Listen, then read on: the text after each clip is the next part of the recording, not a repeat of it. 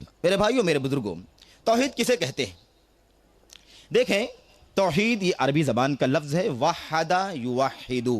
ہم لوگ بھی واحد اچھی طرح سے سمجھتے ہیں، چاہے عرب میں رہے ہوں یا نہ رہے ہوں، واحد سمجھتے ہیں کہ واحد ایک کو بولتے ہیں۔ واو ہا دال جہاں بھی آتا ہے وہاں پر ایک کا معنی نکلتا ہے، یکتائیت کا معنی نکلتا ہے، ونس کا معنی نکلتا ہے۔ تو واحد وحدہ سے یہ لفظ بنا ہے، اسی سے وحدہ ہے، اسی سے وحدہ، اور اسی سے نکال کر کے مصدر توحید بنایا گیا، جس کے معنی ہوتے ہیں ایک کا اقرار کرنا، کسی چیز کو ایک قرار دینا، کسی چیز کو ایک ثابت کرنا، کسی چیز کو ایک منوانا، اسی کو کہا جاتا ہے توحید۔ یہ تو عربی زبان کے لفظ کے اعتبار سے، لیکن یہ توحید کا لفظ مختلف صیغوں کے ساتھ تفسیر کے الفاظ میں، صحابہ کرام رضوان اللہ تعالی علیہ مجمعین کی تشریحات میں، اور نبی کریم محمد الرسول اللہ صلی اللہ علیہ وسلم کی زبان سے نکلی ہوئی بعض احادیث میں اس کے مشتقات استعمال کیے گئے ہیں۔ تو شریعت کے ناحیے سے، اسلام کے ناحیے سے، اللہ کی کتاب قرآن کریم اور اللہ کے نبی محمد الرسول اللہ صلی اللہ علیہ وسلم کے نصوص کی تشریحات میں جہاں توحید کا لفظ آتا ہے، اس حیثیت سے توحید کا مطلب کیا ہوتا ہے؟ ماشاءاللہ اچھے خاصے لوگ موجود ہیں، اگر آپ سے پوچھا جائے کہ توحید کی ڈیفینیشن کیا ہے، توحید کی تعریف کیا ہے، توحید کسے کہتے ہیں، آپ حضرات مختلف انداز میں، مختلف اسلوب میں اپنی اپنی معلومات کے حساب سے توحید کی ڈیفینیشن کریں گے، تعریف کریں گے۔ لیکن ہوتا یہ ہے کہ کوئی گوشہ بیان کرے گا، اللہ رب العالمین کے ایک ہونے کا مسئلہ ایک طرف بیان کرے گا، اللہ پیدا کرنے میں ایک ہے، کوئی کہے گا اللہ عبادت کے مسئلے میں ایک ہے، کوئی کسی ناحیے سے، کوئی کسی ناحیے سے۔ لیکن توحید کا جو لفظ ہے یہ دراصل تین ناحیوں سے، تین حیثیتوں سے اللہ رب العالمین کو ایک تسلیم کرنے کا نام ہے۔ کتنی حیثیتوں سے؟ تین حیثیتوں سے۔ تین حیثیتوں سے مکمل طور پر اگر اللہ رب العالمین کو ایک تسلیم کر لیا جائے اپنی زبان سے، تینوں حیثیتوں میں اللہ رب العالمین کو ایک ماننے کا زبان سے اقرار کیا جائے، اور اس کے بعد جو کچھ ہم نے اقرار کیا ہے اسے دل سے تسلیم کیا جائے، مانا جائے، اور ان تینوں حیثیتوں میں اللہ رب العالمین کو پوری زندگی بھر، جب تک انسان کی موت نہیں ہو جاتی ہے تب تک تینوں حیثیتوں میں اللہ رب العالمین کے ایک ہونے پر ایمان رکھتے ہوئے، عمل کرتے ہوئے گزار دینے کا نام توحید ہے۔ تینوں حیثیتیں کیا ہیں؟ دیکھیں تین حیثیتیں۔ ایک حیثیت یہ ہے کہ اللہ جو بھی کام کرتا ہے، دنیا میں جو بھی کام ہوتا ہے وہ کون کرتا ہے؟ اللہ رب العالمین کرتا ہے۔ یعنی اللہ کے جو بھی کام ہیں، اللہ کے جو بھی اعمال ہیں، اللہ کے جو بھی افعال ہیں، اللہ کے جو بھی تصرفات ہیں، ان تمام چیزوں میں یہ ایمان و عقیدہ رکھنا کہ وہ اللہ ہی تنہا کر سکتا ہے، ان کاموں میں اللہ کا کوئی ساجی و شریک نہیں ہے۔ یعنی جو بھی کام اللہ کے ہیں وہ اللہ ہی کر سکتا ہے، اللہ کے سوا کوئی نہیں کر سکتا ہے۔ کیا بات سمجھ میں آئی؟ اللہ کے کاموں میں اللہ کو ایک سمجھنا، ایک حیثیت ہو گئی کہ اللہ کے کام جو ہیں ان کاموں میں اللہ کے سوا کوئی اس کا ساجی و شریک نہیں ہے، اللہ ایک ہے۔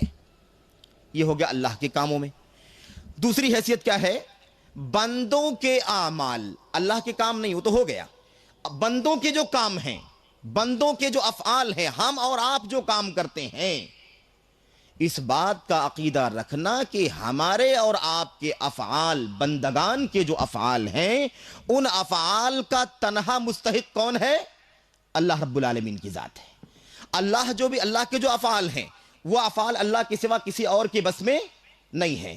ایک چیز یہ ہو گئی، ایک حیثیت۔ دوسری حیثیت یہ ہے ہمارے اور آپ کے بندوں کے جو افعال ہیں، بندے جو کچھ کام کرتے ہیں، بندے سجدہ کرتے ہیں، بندے رکوع کرتے ہیں، بندے قیام کرتے ہیں، بندے دعا کرتے ہیں، بندے زبان ہلاتے ہیں، بندے نماز پڑھتے ہیں، بندے روزہ رکھتے ہیں، سارے کام جو بندے کرتے ہیں، ان تمام کاموں کے بارے میں یہ عقیدہ رکھنا کہ ان تمام کاموں کا مستحق اکیلا کون ہے؟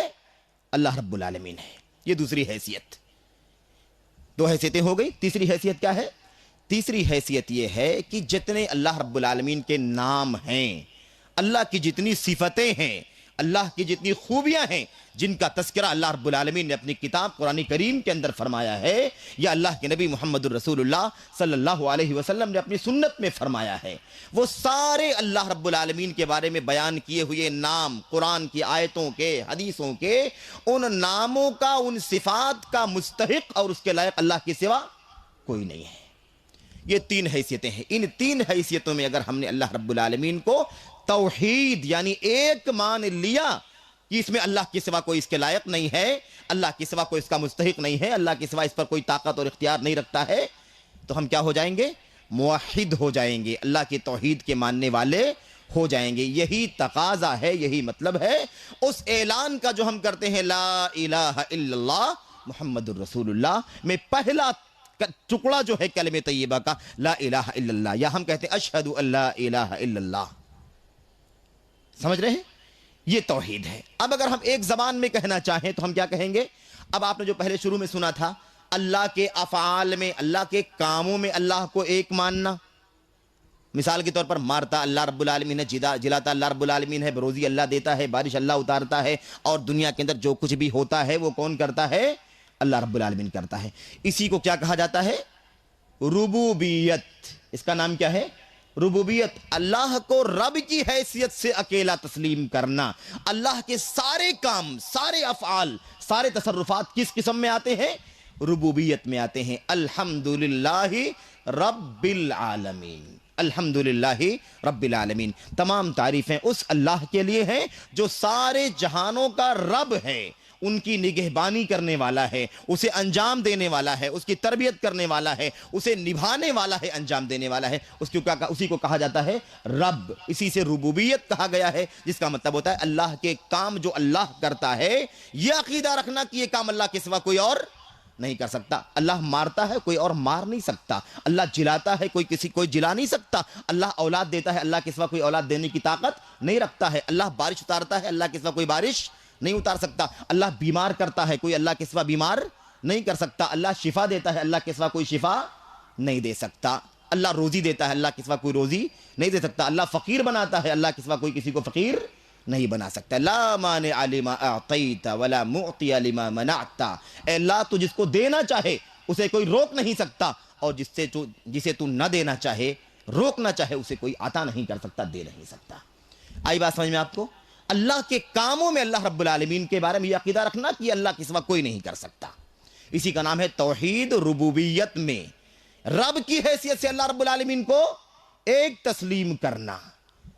دوسری بات جو ہم نے آپ سے عرض کی تھی, ہمارے اور آپ کے بندوں کے افعال میں یہ عقیدہ رکھنا کہ بندوں کے افعال کا لائق اور اس کا مستحق اللہ رب العالمین کے سوا کوئی نہیں. ہم رکوع کرتے ہیں, اس کا مستحق کون ہے؟ اللہ رب العالمین. ہمارے سر جھکتے ہیں, سر ٹکتے ہیں زمین کے اوپر, اس کا مستحق کون ہے؟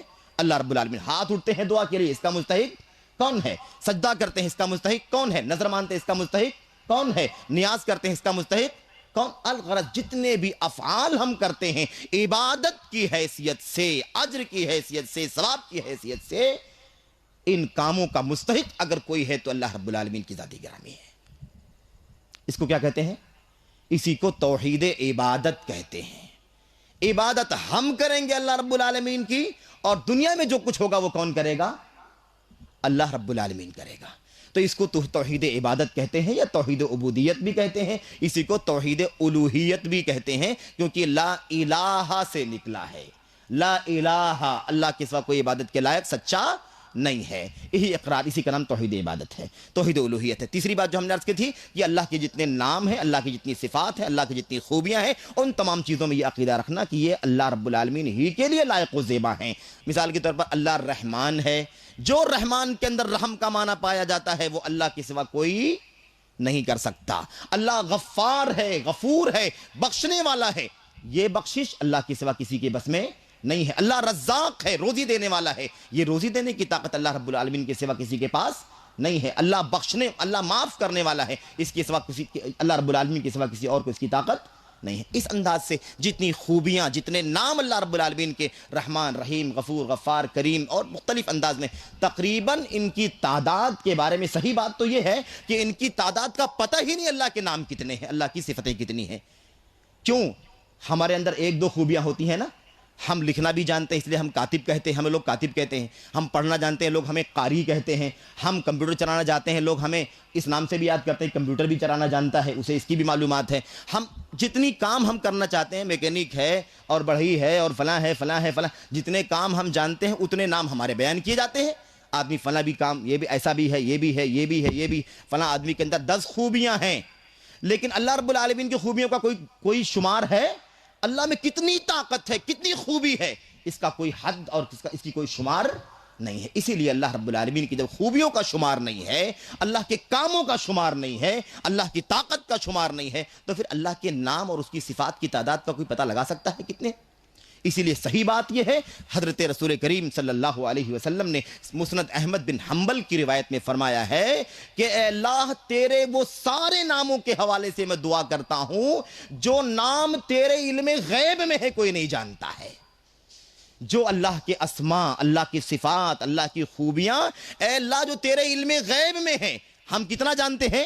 جتنا اللہ کی کتاب میں آیا ہے۔ کتنا جانتے ہیں؟ جتنا اللہ کے نبی صلی اللہ علیہ وسلم کی سنت میں آیا ہے۔ اس کے سوا ہم اللہ تیرے ناموں کو نہیں جانتے ہیں۔ نہ جانے کتنا ہے، ان گنت ہے جسے تو نے اپنے علم غیب میں چھپا رکھا ہے۔ چھپا ہوا ہے اللہ، نہیں جانتے ہم سارے تیرے ناموں کو، لیکن جتنے بھی تیرے نام ہیں جسے تو نے اپنے علم میں چھپا رکھا ہے، علم غیب میں چھپا رکھا ہے، کسی اپنے بندے کو سکھایا ہے یا اپنی کتاب میں اتارا ہے، الغرض جتنے بھی تیرے نام ہیں، تیرے صفات ہیں، اے اللہ ان سارے ناموں اور تیرے سارے صفات کے واسطے سے، ان کے وسیلے سے دعا کرتا ہوں کہ اے اللہ میرے مسئلے کو حل کر دے۔ اس سے پتہ چلا کہ اللہ کے ناموں کی کوئی تعداد نہیں ہے۔ یہی بات صحیح ہے، ورنہ قرآن کریم کے اندر اگر گنا جائے، اللہ کے نبی کی سنت میں گنا جائے تو تقریباً 113 نام ملتے ہیں۔ 113 یا 14 نام ہمیں کتاب اللہ کے اندر اور اللہ کے نبی صلی اللہ علیہ وسلم کی سنت کے اندر ملتے ہیں، ورنہ کتنے نام ہیں اللہ کے وہ اللہ رب العالمین ہی جانتا ہے کہ کتنے نام ہیں۔ الغرض میرے بھائیوں، میرے بزرگوں، تو توحید کو اگر ہم بہت مختصر کہنا چاہیں، یہ تو وضاحت ہم نے کی نا آپ کے سامنے، اگر ایک جملے میں کوئی کہے کہ اللہ کی تعریف، توحید کسے کہتے ہیں، اللہ کی توحید کی تعریف ہم کیسے کریں گے، توحید کی ڈیفینیشن کیا ہے، تو ہم کیا کہیں گے؟ ہم کہہ سکتے ہیں جتنی بھی خصوصیات ہیں، جتنی بھی خوبیاں ہیں، ساری خصوصیات جو اللہ کے لیے ہیں، ان خصوصیات میں اللہ رب العالمین کو ایک تسلیم کر لینا۔ عبادت میں اللہ ایک ہے، الوہیت میں اللہ ایک ہے، بالش برسانے میں اللہ ایک ہے، ناموں میں، صفتوں میں اللہ رب العالمین کیا ہے؟ ایک ہے۔ اس کو کیا کہتے ہیں؟ یہ ہے توحید۔ اور اسی کا اپوزٹ اگر ہم کر دیں گے، اس میں کوئی خلل کر دیں گے، کوئی کوتاہی کر دیں گے، کوئی اللہ کی صفت، کوئی اللہ کی خوبی، کوئی اللہ کی طاقت، کوئی اللہ کا فعل، کوئی اللہ کا عمل، یا کوئی ہمارا اور آپ کا عمل، عبادت کا، بندگی کا، اللہ کے سوا کسی اور کے لیے اگر ہم کر دیں گے تو اسے کیا کہا جائے گا؟ توحید کے اپوزٹ ہو جائے گا۔ توحید کے معنی ہوتے ایک تسلیم کر لینا، اور اگر یہ اللہ کے سوا کسی اور کے پاس گیا تو کیا کہا جائے گا؟ اسے کہا جائے گا کہ کوئی اور سازی ہو گیا، اس کے اندر اللہ ہی کے لیے ہونا چاہیے تھا لیکن کسی اور کے لیے بھی ہو گیا، تو وہ ایک والا جو عقیدہ تھا وہ حقیقت میں ثابت نہیں ہوا، اس میں کوئی اور بھی شامل ہو گیا۔ اسی کو ہم اللہ کی کتاب قرآن کریم کی زبان میں، اللہ کے نبی صلی اللہ علیہ وسلم کی سنت کی زبان میں ہم کس نام سے یاد کرتے ہیں؟ شرک کے نام سے یاد کرتے ہیں۔